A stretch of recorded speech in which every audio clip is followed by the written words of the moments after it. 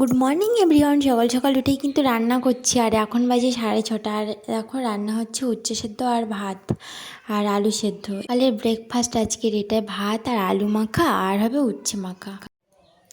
Good morning everyone, আশা করি তোমরা অনেক ভালো আছো, সুস্থ আছো। আর ভূমিস লাইভ চ্যানেলে তোমাদের সবাইকে জানাই অনেক অনেক ওয়েলকাম।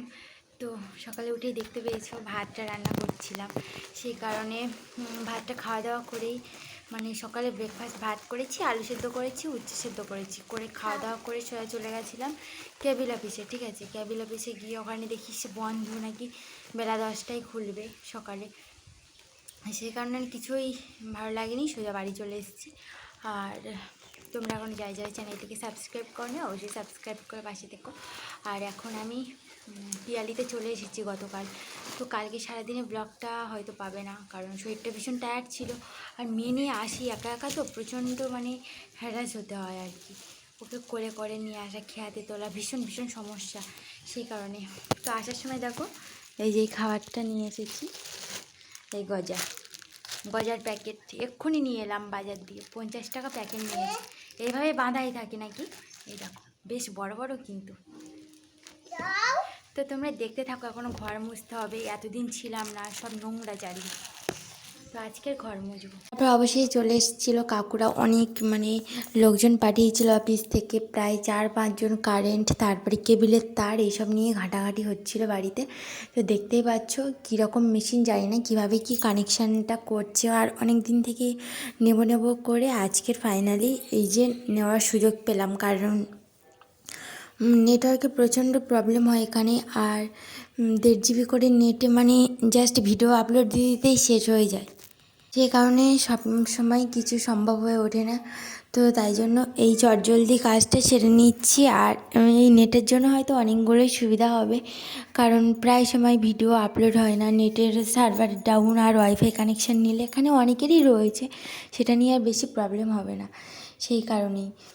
তবে এসেছে কিন্তু ওরা অনেকটাই লেটে, আমরা পেমেন্ট করে এসেছি প্রায় 10টা নাগাদ, আর এসছে দেখো এখন 12:30। তবুও বলছি এখন বিকেলে আরেকবার আসতে হবে, একবারে কমপ্লিট হবে না। ভীষণ টেনশানও হচ্ছিলো, ফার্স্ট টাইম নিচ্ছি, যদি না আসে তো এরকম একটা ব্যাপার। তো যাই হোক, তারই মধ্যে আমি রান্নাবান্না করে নিচ্ছি। এখন 12:30টার বেশি হয়ে গেছে। এই যে এখানে খাওয়া দাওয়ার জন্য রেডি। স্নান করে নিয়ে এখানে উচ্ছে আলু ভাজা করেছি, যে দেখো কড়কড়ে করে। আর করে নিয়েছি আজকে ডিমের ঝোল। তো ডিমগুলো দেশি ডিম নিয়ে এসেছিলাম বাড়ি থেকে, সেই কারণে ডিমগুলো সেদ্ধ করতে গিয়ে ফেটে ফেটে এরকম অবস্থা হয়ে গেছে। সেগুলোকে ভালো করে ভেজে নিয়ে আর রান্না করা শুরু করে দিয়েছি।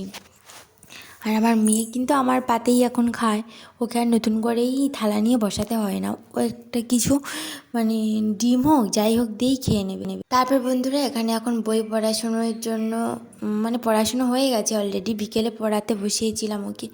তারপরে বইটা গুছানোর দায়িত্ব ওর আজকের, তাই বললাম বইটা গুছিয়ে দাও চটজলদি, তাই ও বই গুছোচ্ছে। আগের থেকে অনেক কটা ওয়ার্ড শিখে গেছে অলরেডি। ঠিক আছে, ওয়া কখা থেকে শুরু করে প্রায় অনেকগুলোই। সেই কারণে ও এখন বইটা গুছিয়ে নিচ্ছে। আর বিকেল থেকে আমি বুটটা সেদ্ধ করে নিয়েছিলাম, কারণ আজকের একটু মুড়ি মাখা খেতে ইচ্ছা করলো, তাই বুট রয়েছে বাড়িতে কিন্তু খাওয়া হয় না। আর সেই কারণে বুটটা কিন্তু অনেক আগেই সেদ্ধ করা ছিল, তারপরে ওকে বই পড়িয়ে নিয়ে তারপরে আমি বুটটা রান্না করতে এসেছি। এখানে দেখো এই যে পেঁয়াজ রসুন দিয়ে দিয়েছি। আর ওর বাবা এখনও নিয়ে আসেনি, মুড়ি দোকান থেকে নিয়ে আসবে, সেই এখন 7:30টার বেশি হয়ে গেছে। কিন্তু ওকে বই পড়িয়ে নিয়ে তারপর বাবাকে একটু ফোন করছিলাম, এইসব করতে করতে দিনকাল মাস শেষ। আর সামনে আবার চলে আসছে মেয়েকে আবার অ্যাডমিশান করাতে হবে স্কুলে, এরকম একটা ব্যাপার। তো যাই হোক, তোমরা পুরো ভিডিওটা দেখতে থাকো, চ্যানেলটিকে অবশ্যই সাবস্ক্রাইব করো। আমার ডেলি ব্লগ, এই যে দেখো বুটগুলো সেদ্ধ করা প্রায় বেশিরভাগটাই সেদ্ধ করা। আর জানোই কড়াইতে সেদ্ধ করতে কতটা টাইম লাগে, 2 থেকে 3 ঘন্টা গ্যাসে বসানো ছিল। একবার সিম আঁচ করছি, একবার পুরো হাই স্পিড করছি, এইসব করছিলাম, করে করে সেদ্ধ করে নিয়েছি। প্রেসার কুকারে হলে 10 থেকে 15 মিনিটের মধ্যে হয়তো হয়ে যেত। আর এখানে আলুগুলো কেটে নিয়েছি। তো চলো চটজলদি রান্নাটা করে নিই, তোমরা ভিডিওটা পুরোটা দেখো। আর একটা করে লাইক দিয়ে যেও, আর অবশ্যই করে শেয়ার করো, কেমন হয়েছে কমেন্ট করে জানিও।